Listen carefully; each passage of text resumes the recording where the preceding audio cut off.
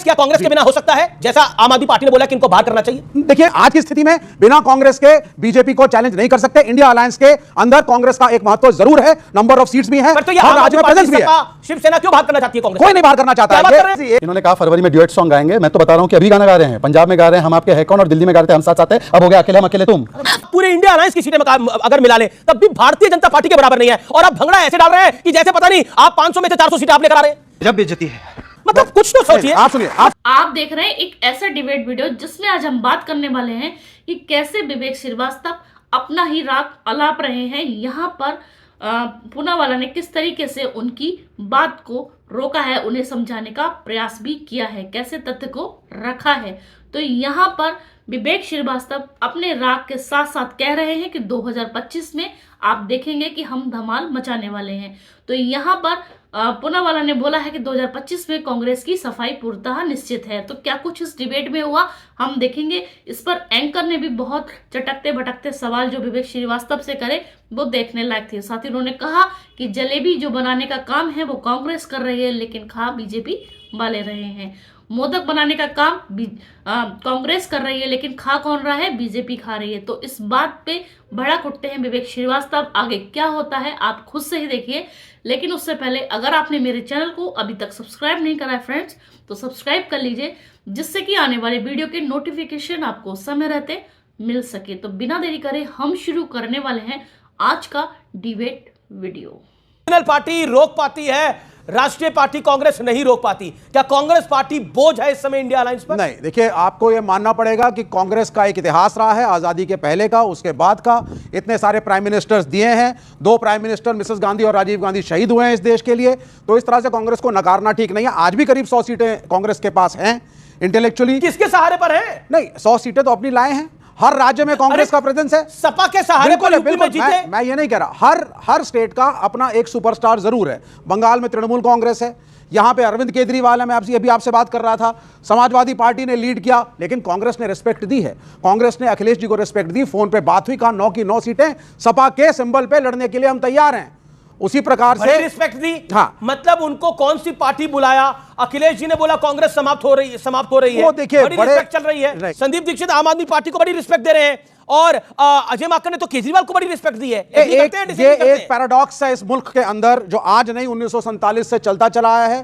कुछ राज्यों में हम हमेशा लड़े हैं। 24 और 25 नहीं, 2024-25 की भी मैं बात कर रहा हूं आपसे। अब लेफ्ट लड़ती रही है, केरल में हम लड़ते रहे, और पहले तो हम लोग जब बंगाल में थे तो बंगाल में भी कांग्रेस से ही लड़ते थे। इंडिया अलायंस क्या कांग्रेस के बिना हो सकता है, जैसा आम आदमी पार्टी ने बोला कि इनको बाहर करना चाहिए? देखिए, एक कंसेप्ट था पहले, आप बहुत वरिष्ठ पत्रकार हैं और आपको नॉलेज है, तीसरे मोर्चे का एक कंसेप्ट कि नॉन बीजेपी नॉन कांग्रेस एक फ्रंट बनाने की हमेशा मुहिम उस मुल्क में रखी गई कि भाई हम दोनों तरफ नहीं रहेंगे। लेकिन आज की स्थिति में बिना कांग्रेस के बीजेपी को चैलेंज नहीं कर सकते। इंडिया अलायंस के अंदर कांग्रेस का एक महत्व जरूर है, नंबर ऑफ सीट्स भी हैं, हर राज्य में प्रेजेंस भी है। शिवसेना क्यों बाहर करना चाहती है कांग्रेस? कोई नहीं बाहर करना चाहता है। क्या बात कर रहे हैं? खुल्लम खुल्ला बोला है।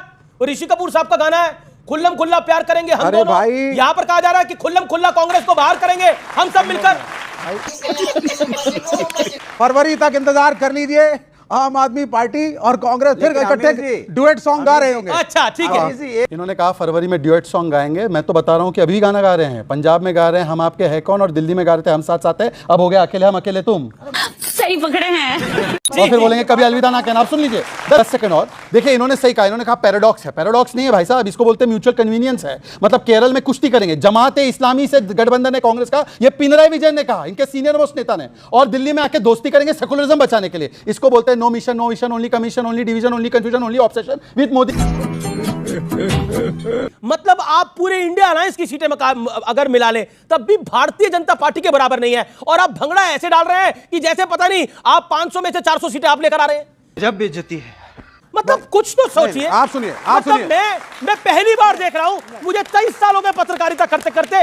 एक पॉलिटिकल गठबंधन चुनाव हार गया, एक पॉलिटिकल पार्टी चुनाव हार गई, लेकिन वो गाने ऐसे गा रहे हैं कि जैसे वो चुनाव जीत गए हैं। वो भंगड़ा ऐसे डाल रहे हैं जैसे चुनाव वो जीत चुके हैं 2024 का। और यही हुआ हरियाणा के अंदर। आप जलेबी बना रहे थे, जलेबी इन्होंने खाई। महाराष्ट्र के अंदर आप लड्डू और मोदक बना रहे थे, लेकिन इन्होंने खाए, एनडीए ने खाए।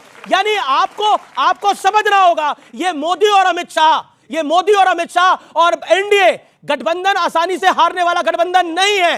तो रुको, क्लाइमैक्स अभी बाकी है। 2025 के अंदर इंडिया अलायंस कई आंदोलन करेगा। सबसे पहले सेंटर पॉइंट पे रखेंगे हम लोग अंबेडकर जी को, जिनका अपमान किया, क्योंकि हमारा यह मानना है कि संघ की पॉलिसीज ब्राह्मणिकल सुप्रीमेसी की हैं, अंबेडकर को नहीं एक्नॉलेज करते अंदर से। यह एक बड़ा आंदोलन होगा, इसके लिए हम तैयार हैं। ओके, दूसरा आंदोलन, दूसरा जो सबसे बड़ा आंदोलन जो मल्लिकार्जुन खड़गे जी ने कहा, जिसके लिए तैयारी चल रही है, वो ईवीएम्स को लेकर के सड़कों पे आंदोलन हम करेंगे। हम 2025 में प्रियंका गांधी के सांसद बनने से कांग्रेस को कुछ फायदा होगा? कांग्रेस को कुछ फायदा होगा ये प्रियंका गांधी वाड्रा पर? ये मैं शहजाद पूनावाला से जवाब ले लेता हूं, उनसे बेहतर कौन होगा जवाब देने के लिए। 2025 में अब पहले भैया थे, अब दीदी भी है, यानी डबल अटैक होगा भारतीय जनता पार्टी पर। नहीं देखिए, ऐसा है, वैसे भी बंटी और बबली की जोड़ी साथ में ही चलती है। देखिए एक सेकंड, मैंने अरे मैंने क्या बोला, एक सेकंड मैंने किसी का नाम लिया, मैंने किसी का नाम लिया, मैंने किसी का नाम लिया, मैंने किसी का नाम लिया, मैंने किसी का नाम लिया क्या? ठीक है विवेक, पॉइंट बोलिए। अभी विवेक जी ने एक चीज की, मेरे मित्र है, अच्छे मित्र है, उन्होंने ऑब्जेक्शन किया। मैं उनके ऑब्जेक्शन को तब स्वीकारूंगा अगर वो मेरे एक पॉइंट को स्वीकारे। बोलिए कि वायनाड से जो कैंडिडेट जीता वो इंडिया अलायंस का कैंडिडेट था, प्रियंका वाड्रा इंडिया अलायंस की थी।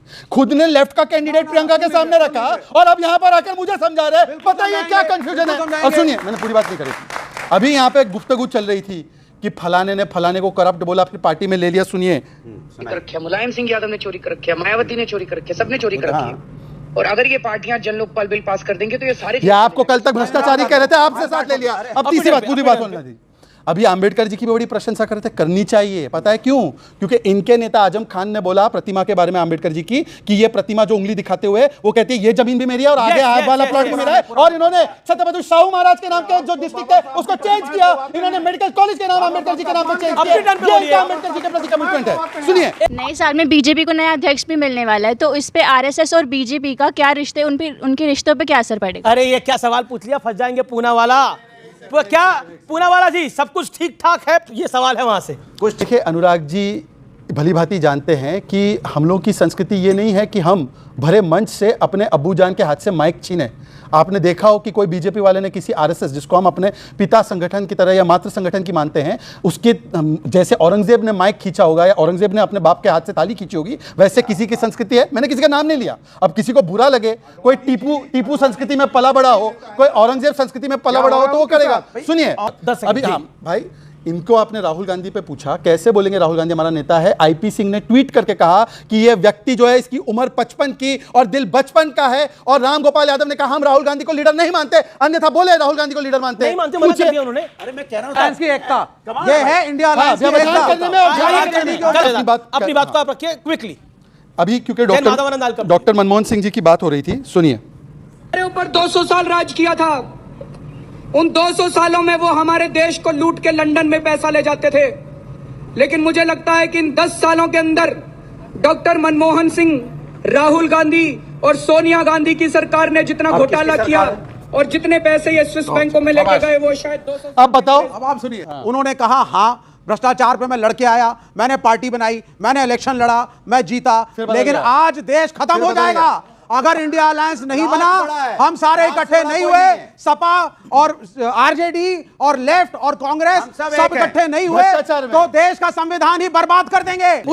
इधर आ गए। ये मतलब मैं समझ नहीं पा रहा, ये देश का संविधान जो है ये कैसे बर्बाद हो रहा है? देश कैसे बर्बाद हो रहा है? देखिए देश ऐसे बर्बाद हो रहा है, जगह जगह आप मस्जिदें खोदना चाहते हैं, अच्छा। मजार खोदना चाहते हैं, और तो और कल कोर्ट में पहुंच गए रिट लेके, बोला साहब सलमान रुश्दी की बुक फिर से री रिलीज करो, अच्छा। हम फिर से पंगा लेंगे। अच्छा। यानी कि आप बेसिकली ये चाहते हैं कि देश के अंदर तनाव फैले।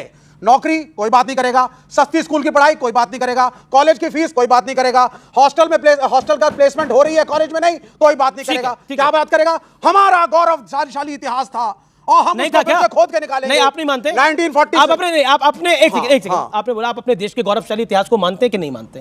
हमारा देश मार्क्स और लेनिन से तो नहीं जाना जाता, राम और कृष्ण से जाना जाता है, मानते नहीं मानते? हमारा देश 1947 के बाद नहीं, हमारा देश मैं इस बात से घनघोर तरीके से भारत का जन्म 1947 में नहीं हुआ। भारत का जन्म आदिकाल से है, भारत का जन्म राम से है, भारत का जन्म कृष्ण से है, भारत का जन्म गुरु नानक देव से है, भारत का जन्म गौतम बुद्ध से है। भारत की क्यों नहीं? क्यों नहीं? नहीं, अब क्यों क्यों? नहीं? क्योंकि अब सुन लीजिए, हाँ, सुनाइए, लीगल और कॉन्स्टिट्यूशनल सुनाइए। उत्तर है। लीगल और कॉन्स्टिट्यूशनल आपका नहीं। देश, ये भारत का आपका इतिहास है। देश, सुन लीजिए, ये भारत के संविधान में नहीं लगा। सर, सर, अपने सर, माता पिता के आपको ना, पैर ना, छूने होते अब हैं, आप लेकिन छूते हैं लोग। नहीं, ये आप भारत गलत के कह रहे हैं। संस्कार है, आप भारत गलत की कह रहे हैं। संस्कृति है। आप गलत कह रहे हैं। हाँ, मैं तो ये गलत गलत है सर, गलत हाँ। है। सच्चाई ये है, ये कॉन्स्टिट्यूशन जो फाउंडिंग फादर्स ने इस देश के जो आजादी की लड़ाई में लड़कर के बनाया, उसकी जो आत्मा है, उस आत्मा में एक का कॉपीराइट नहीं है। उसमें राम, बुद्ध, उसमें अजमेर के ख्वाजा शरीफ, उसमें चर्च, उसमें भगत सिंह, उसके अंदर वो मजदूर, उसमें वो किसान, सर, ये बड़ी उसमें लंबी बहस आपके हो जाएगी। जैसा पत्रकार, शहजाद पुनावाला। आपके जैसा पत्रकार भी है। ये कंपोजिट मेरा हमेशा कहता हूं, भारत का जन्म साल 1947 में नहीं हुआ। आत्मा में बहुत कुछ भारत है। का जन्म भारत का जन्म आदिकाल से है। भारत तब भी था We follow the जब यहाँ अंग्रेज नहीं We थे, follow the जब यहाँ मुगल नहीं थे। Constitution। कैसी लगी आपको आज की वीडियो? देखा आपने यहाँ पर किस तरीके से एंकर ने विवेक श्रीवास्तव को समझाने का प्रयास किया है कि आपको ये गठबंधन की जो सरकार है इसको तोड़ना मुश्किल ही नहीं नामुमकिन है, आप नहीं तोड़ सकते। और आप क्या ये कुछ कह रहे हैं? तो यहाँ पर विवेक श्रीवास्तव ने किस तरीके से अपनी बात को रखा और साथ ही शहजाद पूनावाला ने किस तरीके से इनकी बखिया को घेरी, ये आपने बखूबी देखी। आपको ये वीडियो कैसी लगी मुझे आप कमेंट सेक्शन में बता सकते हैं। इसी तरीके की वीडियो के साथ हम जल्द मिलेंगे, तब तक कमेंट्स में लिखना ना भूलें। जय हिंद।